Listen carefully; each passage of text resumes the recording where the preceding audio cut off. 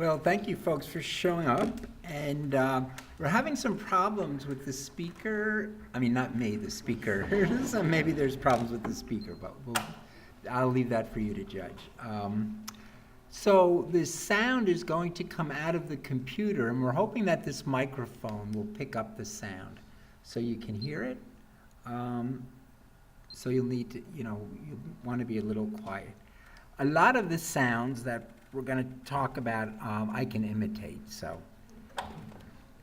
Excuse me. So if we're not hearing them, they'll work. There'll be no problem. Okay, so my background is in animal behavior, and I'm interested in the evolution of sexual communication.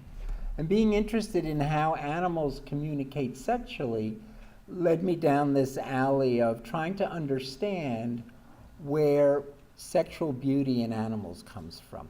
So I'm just going to give you a little. You've seen this video already as we've been trying to fix things here, but I'm going to show you a little vignette to show you some of what I'm talking about. Some of this.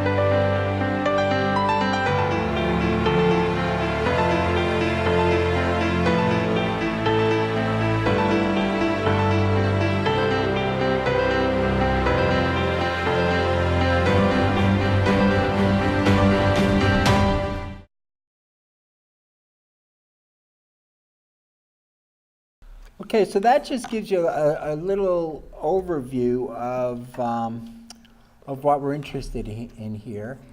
And if you prefer to read Spanish, you can also get a copy of this book in Spanish and also in Japanese as well. So what we saw in that little vignette are pictures of animals that have this spectacular sexual beauty.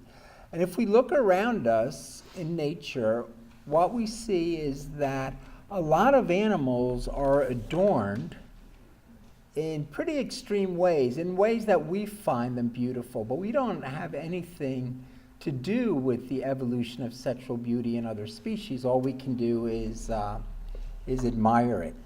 So now Darwin surveyed the animal kingdom, and he put together in his mind all of these examples of sexual beauty, and he made some generalizations about them. So the first one is that these traits, these elaborate traits, all seem to have something to do with courtship. They're usually, a lot of the animals only acquire these traits during the courtship season, and other animals, like this quetzal on the left, and the calling frog above it, and this dancing bird of paradise on the top right corner, they only use these traits in displays during courtship. So that's the first generalization. All of these beautiful displays seem to have something to do with courtship, number one. Number two, they're, not all of them, but most of them, by far most of them are sexually dimorphic. Only one sex is the beautiful sex, the adorned sex. And there's a lot of animal species, but what Darwin pointed out is it's usually the males that are more adorned. So this immediately led to the question of what is it? So these traits are used in courtship, fine. Why is it that it's almost always the males that are doing the courting? And wasn't able to explain this exactly early on, but in the mid-1900s, people suggested that all of these differences that we see between the sexes in terms of courtship can all go back to the difference in gamete size. Now, the largest cell in a woman's body is the egg. The smallest cell in a man's body is the sperm. In humans, females are born with about 400 to 500 eggs, and they don't develop more eggs as they mature. So you have the number of eggs that you're born with. Men, on the other hand, produce literally billions and billions of sperm cells during their lifetime, and they can always replenish the supply of sperm. So what we're looking at here is the egg of a female and the sperm of a male. There's far, far fewer eggs in the world than there are sperm that would like to fertilize them.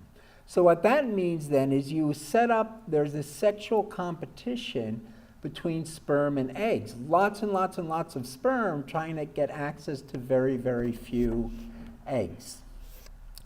Since sperm are in the bodies of males and eggs are in the bodies of females, what that means is that males are competing with one another for access to a very limited resource, that is, eggs.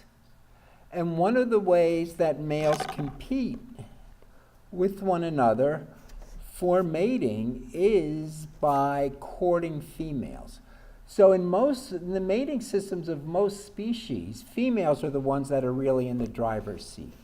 There's lots of males that would like to mate. In many species, most of the males die virgins. They never get to mate. Females, on the other hand, in most species can always find a male that's willing to mate with them. So these differences then between the sexes in these sexually elaborate traits that they have and the way that they use them, the way that males compete for females, all can go back to the explanation of these difference in gamete size. So that's a very, very powerful explanation and prediction about mating systems that has been held up over the years. And there are exceptions, and the exceptions are the ones that seem to prove the rules. So for instance, in pipefish and in seahorses, it's the males that are quote-unquote pregnant. The female puts her egg in the male's pouch where it's fertilized, but then he has to take care of that egg. So when these animal sex roles are reversed, then what happens is it's the females that are the more elaborately adorned, and the males get to choose what females they want to mate with.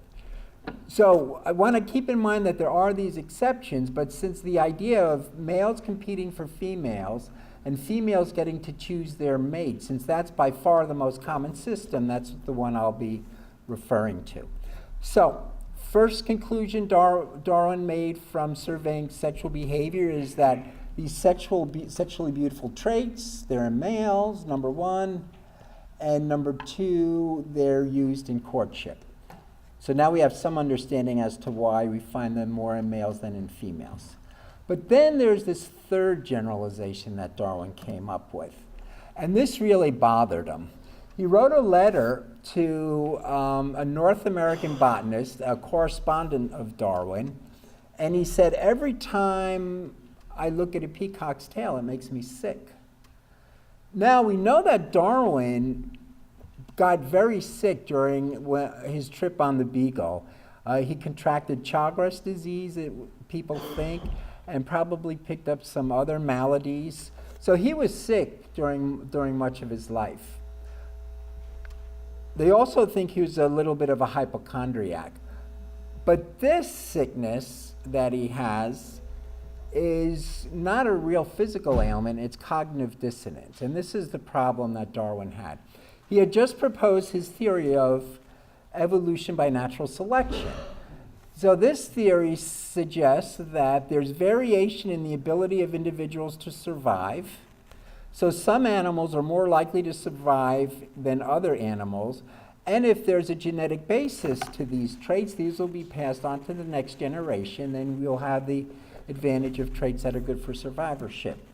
But how can you look at an animal like this and think that these traits are good for survivorship? I mean, if you've ever seen a peacock display, they're really magnificent animals. And there's a park in Austin that has a lot of peacocks, and I'd bring when my girls are little, I would bring them to see the peacocks. And you see these gorgeous males erecting their tails, shaking their tails, these little eyes moving back and forth. And they seem so awesome. And then my kids would start to chase them. And then you'd see how pathetic these males are. They're running, they're dragging this meter-long tail behind them. They can barely fly. My girls can catch them. Imagine what a fox would do.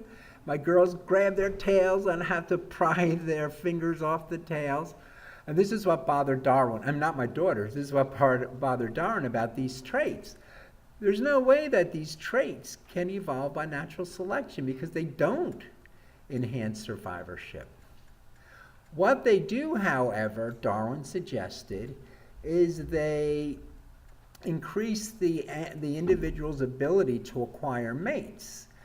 And this is because, as Darwin suggested, because females are more attracted to beautiful males than to males that are not beautiful. So in peacocks, they're attracted to the males with the more elaborate tails, not the less elaborate tails.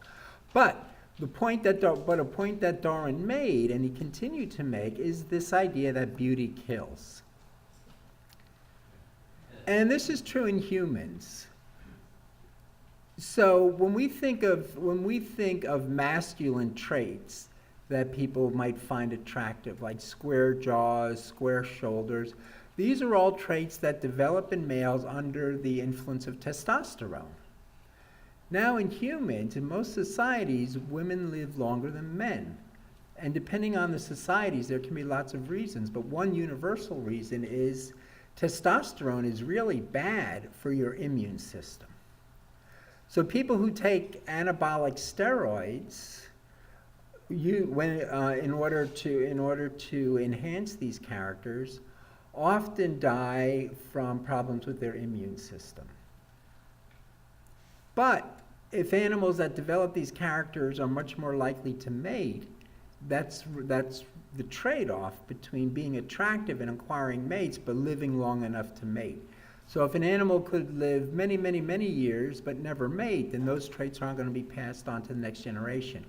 If the male peacock's tail is so long, he's going to be eaten by a fox before he ever sees a female. Those traits aren't going to be passed on. So there's this trade-off between survivorship and mate attraction. So I've been studying this problem in frogs. And frogs are a really interesting system to look at sexual beauty. The beauty isn't visual, the beauty is acoustic. So there's about 5,000 species of frogs. And you can hear a bunch of calls right here. Now, every species of frog has its own call. So you can walk out into the forest, or in Panama where I work, and there can be 12, 24, 36 species of frogs calling. And if you know their calls, you can identify them. Not only can we identify them, but the females can identify them as well. We know how the female brain is structured to make them more attractive to the calls of their species versus the calls of other species.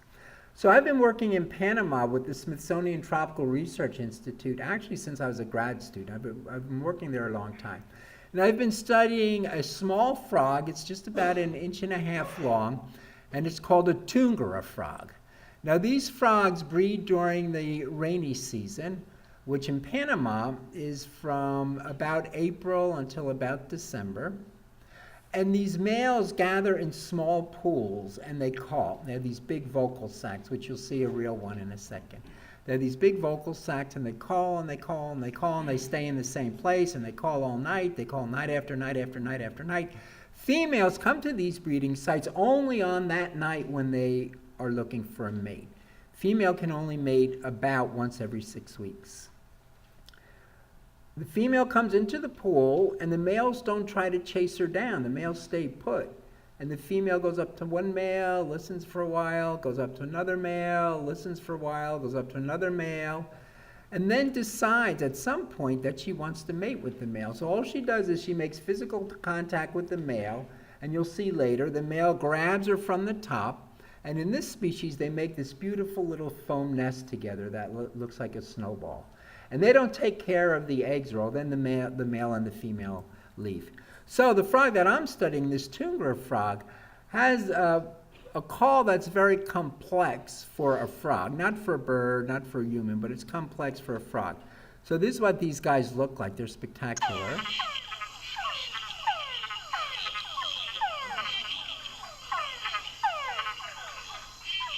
Now they have two parts to their call. If we see these drawings of the sound on the bottom left, on the top left-hand corner, what we see is the whine of the frog. All the frogs have to, all the males produce a whine, and they have to produce a whine to attract a female. A female will be attracted to a whine. But then the males add chucks to their calls. So it's hard to say, if you're not used to listening to them, it's hard to separate the whines and the chucks when we're listening to a chorus. So I'm just going to play these four calls that we're looking at now.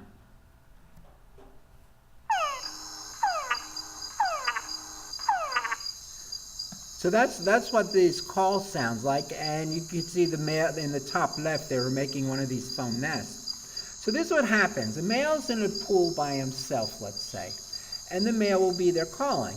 Yeah.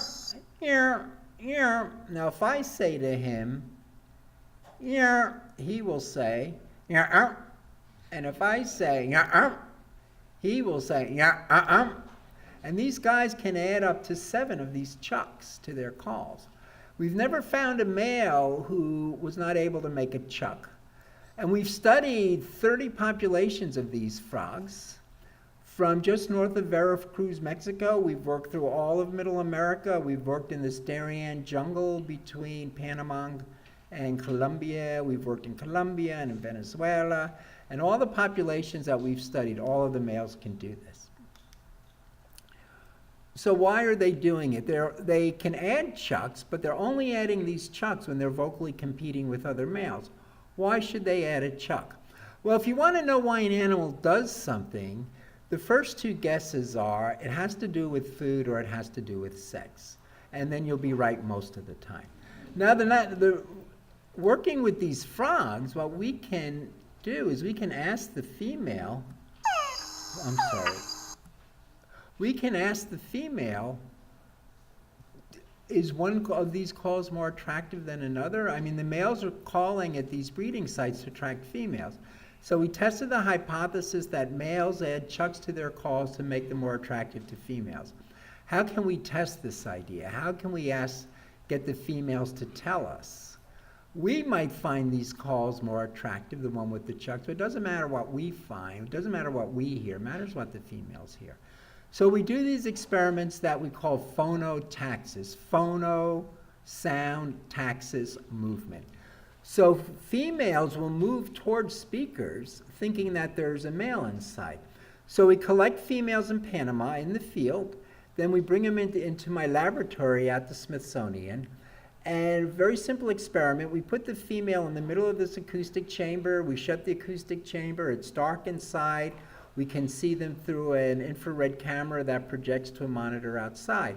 And we can ask the females, well, what calls do you like best? So in this simple experiment, one speaker is playing a whine, and one speaker is playing a whine and a chuck, and this is what the females hear. And then eventually they go to one of the speakers, and that's the call that they prefer.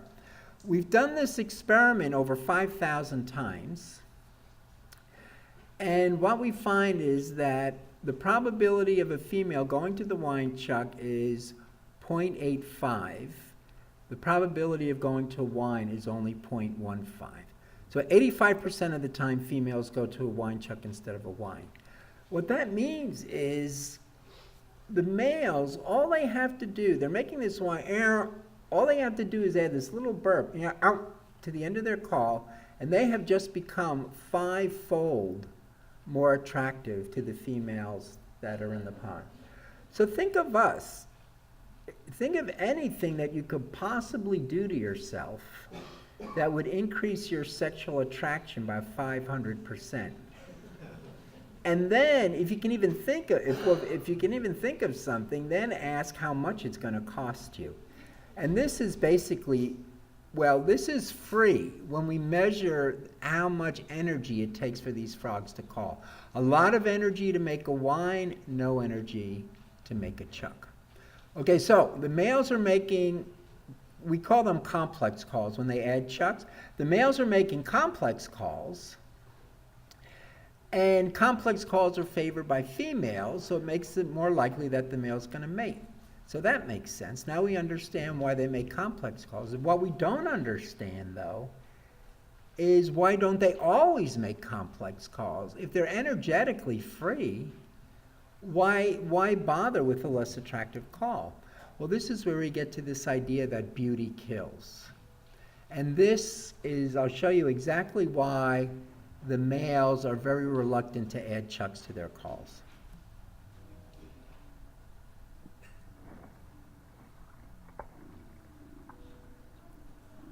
So this is the frog-eating bat. The species is Trichopserosis. And unlike other bats, these bats can hear low-frequency sounds that constitute frog calls.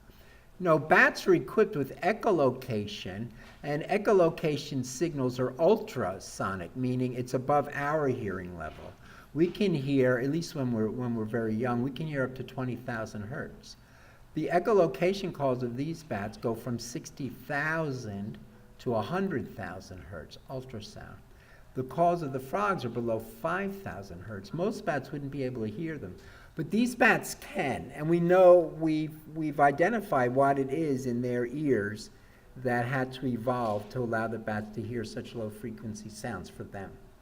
But the cool thing is, you go out into the forest at night and you lay speakers underneath the canopy and you play a whine, and the bats come out of the canopy and they fly right over the speakers. Then you say, well, we'll just do a field experiment. Now just put out two speakers, a whine and a whine chuck. And the bats prefer the whine chuck to the whine. Now, and since then, we've brought them in flight cages, and we've done tons and tons of different experiments understanding this interaction between the bats and the frogs. So this is what Darwin was talking about when there's this trade-off between natural selection that favors traits that enhance survivorship and sexual selection, traits that favor mate attraction, even at the cost of survivorship. So what the thought is that with the peacock's tail, the peacocks that are in the wild, what you see, the length of the tail that they grow is probably some optimal compromise between mating success and survivorship. The tundra frog can change that tipping point in real time. If there's predators about and they can see the silhouettes of the bat, if there's a moon out, then they won't add chucks. If it's a really dark night and there's other males calling there and there's safety in numbers, then they'll start making lots of chucks. So this is one of the clearest demonstrations of this trade-off between survivorship and sexual attraction. But to really understand, so we could ask the females, which call do you prefer? And they told us. But we'd like to understand what it is inside the female that makes her like calls with chucks. So we're used to saying that beauty is in the eye of the beholder, but more generally we could say beauty is in the brain of the beholder. And Picasso made this point in this painting, Girl in the Mirror, which he painted, I think it's in the 1930s. And what we see here is that a girl is looking in the mirror and the reflection that she sees doesn't match the image that we see when we look at her. And Picasso asked, well, who's really seeing the correct version of this person? Is it the photographer? Is it the painter? Is it the mirror? And the point is that different individuals can have very different percepts of what beautiful is. And to understand how an animal perceives sexual beauty, we got to get inside their heads. And we can get inside the head of these female frogs. They're making this whine and chuck. Now, we have one inner ear organ, one on each side, right? It's the cochlea, and this hears airborne sounds. The frog has two, and they're labeled here as AP and BP. And they hear different ranges of sounds. The AP hears low-frequency sounds, the BP hears high-frequency sounds. The whine matches the low-frequency ear. The chuck matches the high-frequency ear. So the whine has much lower frequencies than the chuck. And those calls match the tuning of these two inner ear organs.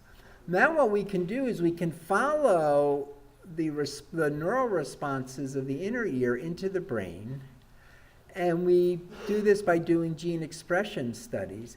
And what we find is that when both of these inner ear organs, the AP and the BP, when they're both being stimulated at the same time, that's when we get the maximum response in the auditory centers in the female's brain, where we get the most response in the hypothalamus, which is where the animals make decisions. We get the highest response in the motor system, which needs to be stimulated to make the female move. And the dopamine reward system lights up in these females when they're hearing a whine and a chuck more than if they're listening to just a whine or to the call of another species. Now, what's interesting is these frogs have lots of close relatives, and this frog and its sister species, a species called Peter's eye, which is in the Amazon, they're the only two frogs, or the only two of these frogs that add any syllables to the end of it, right? So it ends up that animals have these things we call hidden preferences. And I'm going to show you what I mean by that. So if you see where that red arrow is pointing, that's pointing to where we study the Tungura frog in Panama. And these little names and circles are a bunch of the populations where we've studied them. We've also studied other species. We've studied this one frog on the top, Phycelaemus coloradorum, that's where the red circle is, on the western side of the Andes in Ecuador. Now, to remind you, this is what the whine with chuck sounds like.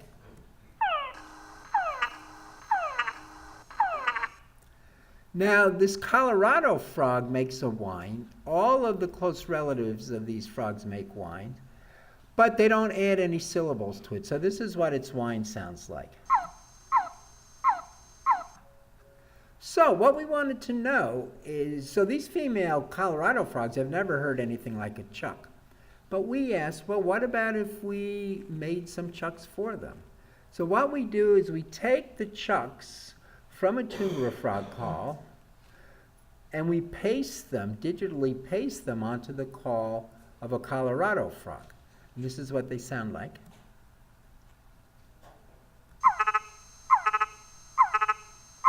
So we give a female a choice between the normal call that she would get when she goes to a breeding site, and then we evolve a complex call for her and ask her, if this call were to evolve in your males, would you find it attractive? And they do. More of the females prefer that call to the other call. So what's happening here, and what's happening in a lot of animals, is that the female brain has lots of sensory, or all brains, have lots of sensory and perceptual and cognitive biases. I mean, we hear certain tones better than others. We see certain colors better than others. What males are doing in many cases is they're like an artist experimenting on a canvas. And they're painting different forms, and they don't all work, but at some point the artist hits onto something that people find attractive. So through evolutionary time, it seems that males are just evolving all different kinds of bells and whistles and striking colors and sexy odors, and most of the time these probably are no more attractive to the females, but sometimes they are. And that's what's happening here. If a Colorado frog would evolve some chucks, then he would be super attractive to the females. And then after a number of generations, these Colorado frogs would be chucking as if they lived in Panama.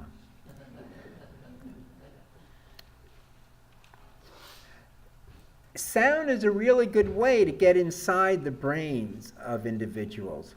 So this is a study with zebra finches, and what it shows is that when you play a female zebra finch the male song, if she's reproductively active, then this dopamine reward system that's responsible in humans for addiction to drugs, for addiction to gambling, for addiction to overeating, and we think for addiction to excessive viewing of pornography.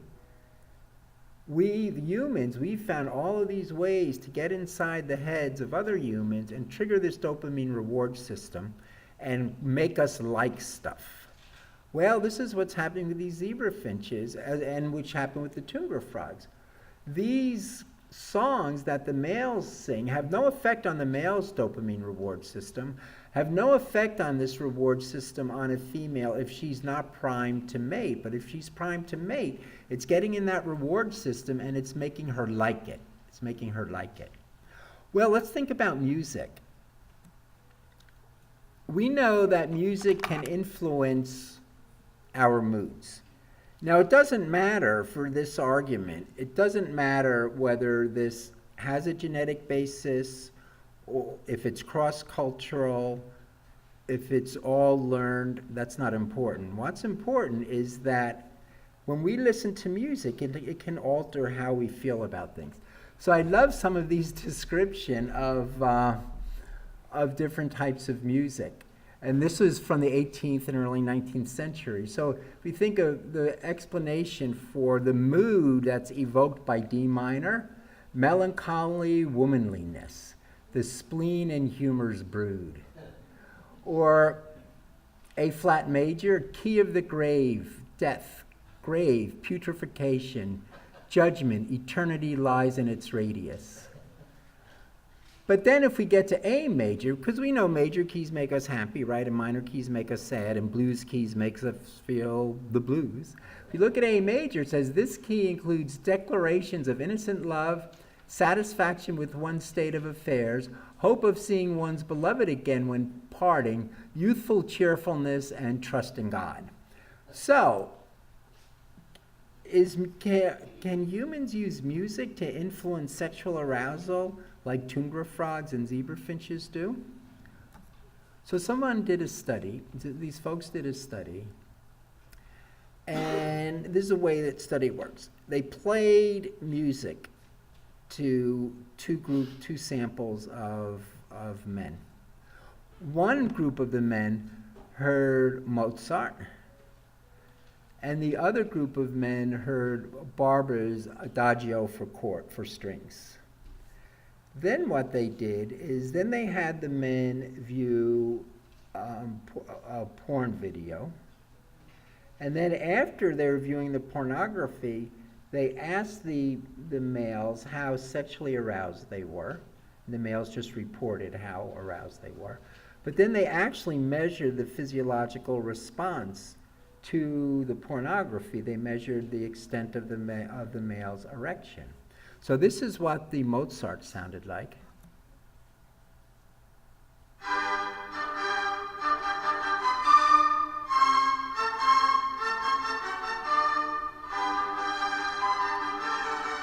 Most of us know how this ends. And this is the Barber Adagio that they heard. Okay, so all of the men get one chunk of music or the other. Then they're asked to view a porn video. Then they self-report their degree of sexual arousal. And the men who heard Mozart were much more sexually aroused than the men that heard Barber. What about the physiological measures? Well, the physiological measures showed exactly the same thing. The men that heard Mozart were quite excited, and the men that heard barbers were not quite excited. So we can use music to alter, and of course we know this with martial music, right? That's used during wartime. We know that there's ways to manipulate the emotion of others by using music. It's kind of deceptive to do that, but animals are also being very deceptive in the way they use sound. So what we see here is that we see a moth. Moths are very valuable prey items for bats. Bats have these ultrasonic calls, and we can see it of two bats below, and they use that to hunt moths. The moths can hear the bats, and it ends up that some moths can actually make sounds to try to jam the echolocation call of a bat. Now what happens if a moth is sitting still and it hears a bat coming, it hears the bat echolocation call, it freezes. Now if you're a male and you just heard the bat echolocation call, you know that any female near you is going to be scared to death. She's going to be frozen, scared to death. So what happens then when a bat flies by and these moths freeze, then the male goes over to the female and he climbs on top of the female and he mates with her. And the female doesn't resist because she's in this fear response. So then it gets worse. Now what happens is the males figure out, well, the females are really scared of this bat echolocation call, and I can mate with them because they won't fly away. So I'll just imitate a bat and make an echolocation call. And that's what the males do. They imitate the bat echolocation calls. The females go into this frozen posture, and the males climb on top of them and mate with them. Very deceptive. And we see this parallel, maybe, between the use of human music in some situations and some kind of similar behaviors. I'm not suggesting there's an evolutionary tie between them. I'm just saying that the functions seem very similar. And there's other things that are interestingly similar between human and animal sexual attraction. So Mickey Gilley wrote this song, and the title is Do the Girls Get Prettier at Closing Time? And the song's about this guy that goes to a bar, and he's saying, I'm going to go home with a number 10 tonight, blah, blah, blah, blah, blah, blah. And then the night gets longer and longer and longer, and he says, maybe a 5 or a 4 would be okay, and it's closing time. Well, she's kind of only a 3 or a 2. I mean, it's kind of misogynist, but that's what the song's about. So there's this guy years ago, he tested this idea. He's a psychologist, social psychologist, and what he said, do the girls really get prettier at closing time? So this is in Virginia. So students went to bars, and they filled out a form, and they ranked the sexual attractiveness of same gender and opposite gender persons in the bar. And then they did it again. They stayed there all night, and then they did it again at near closing time.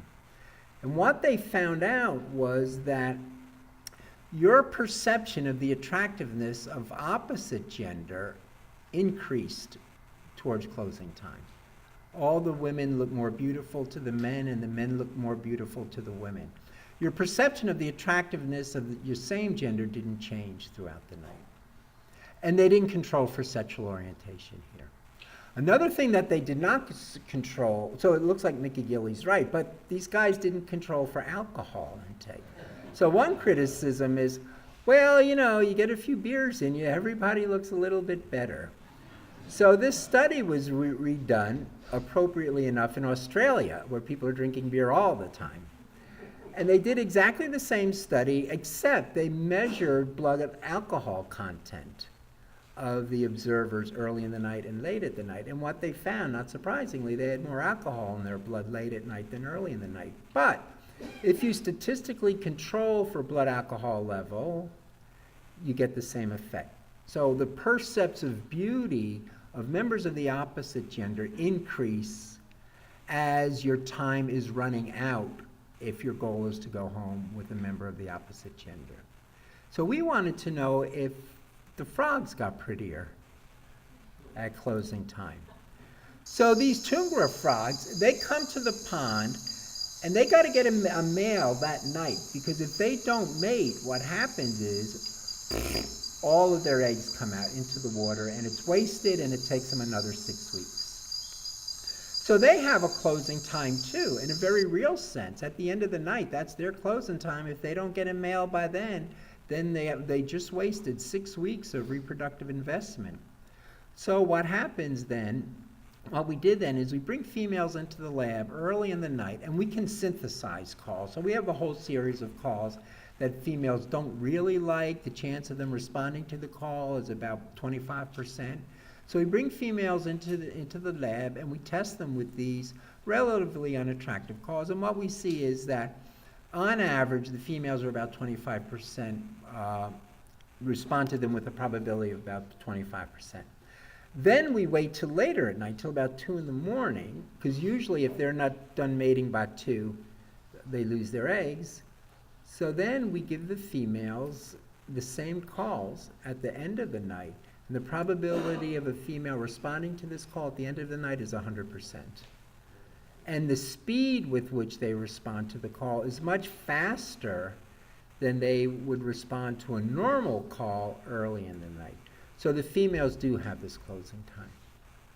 Now the last thing that I want to talk about is thinking about deceiving about sexual beauty, which we now know humans do and animals do, and ask if we can learn anything from this about pornography.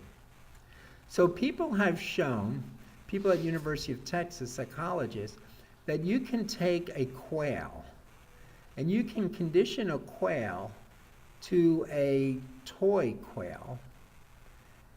And in the beginning, the quail, if the quail goes near the toy quail, then the experimenter releases a real female into the arena, and then the male will go over and mate with the real female. But there's a proportion of the males that would prefer to stay with the toy female, with the toy quail. And they try to mate with the toy quail. And they don't go to real females anymore. So they've developed what's called a sexual fetish. And the people who do these studies have suggested that this is analogous to sexual fetishes in humans, and pornography is one of the biggest sexual fetishes that we have now. Okay, so this is a picture of me with my lab a couple of years ago as a going away party for this woman in the front. She was returning to Ecuador. What does this picture have to do with pornography? Can anyone tell me?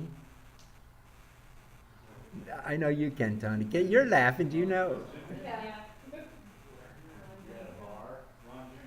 Yeah, so I'm really disappointed in you folks, because I had no idea who this guy was. And I won't tell you the story about how we ran into him, but someone said, "Hey, you know that's Ron Jeremy." I said, "Yeah, cool. I don't know who he is." Sit down at the table with my students. My students say, "Mike, that guy over there, he's Ron Jeremy. Did you know that?" And I said, "Yeah, I know that. Someone told me." I said, "But who is he?" "Well, this is who he is. He's Mr. Hedgehog. He's rated as the #1 most active porn star. He's been in 2,000 porn movies, directed another couple of hundred." Regardless of your opinion about pornography, you gotta admire this guy's work ethic. I mean, this is amazing. So, and we talked to him a lot, because he knew my students told him we were studying sex, and he gave me his card. He gave his card to one of my female students, who then gave me his card. And when Ron Jeremy heard I was writing this book, he said, "Anytime you want to call and ask questions, just call." So I did call him once and got some feedback from him. But this is really compulsive acting, right? Acting in porn movies. But ends up being a real societal problem, compulsive viewing of pornography. How does this work? Well, one thing that happens is the people that are in these pornographic films are not physically average, right? They're usually at one extreme, either what we would call a supernormal stimulus. And the supernormal stimulus tends to attract attention more than a normal stimulus. But what some researchers have pointed out is what also attracts people, and what we're talking about now is we're talking about young men that become literally addicted.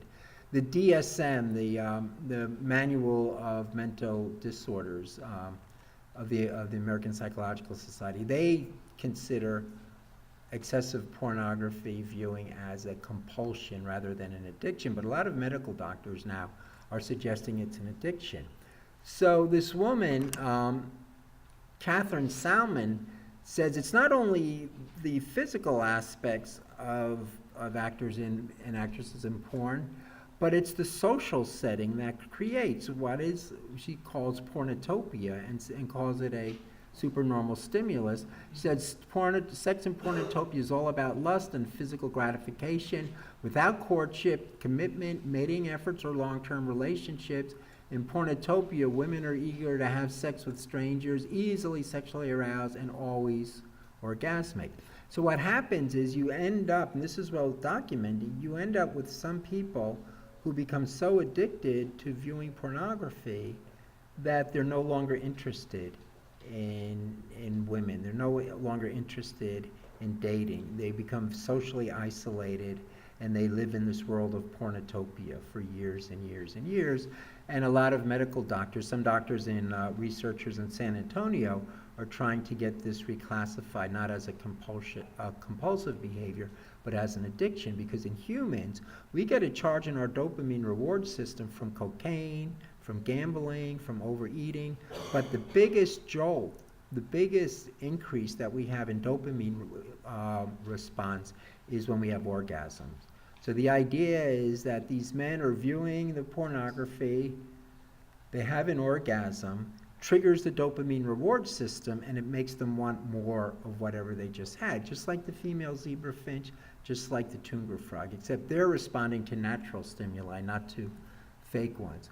So then this concern caused Naomi Wolf a while ago she's very concerned about this, as are as I said, a lot of medical researchers. She says, for the first time in human history, the image's power and allure have supplanted that of real naked women. Today, real naked women are just bad porn.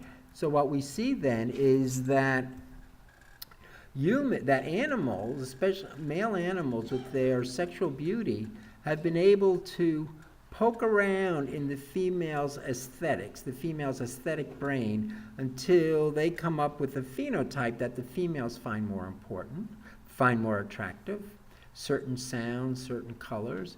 And this, I think, has some parallels to how we are able to poke around in our aesthetic brain, our sexual brain, and like with the music, find things that change our mood in certain ways, and with pornography, take advantage of the way that our brain is set up, the way that our reward system is set up to result in behavior that a lot of people are quite afraid of. So, thank you very much.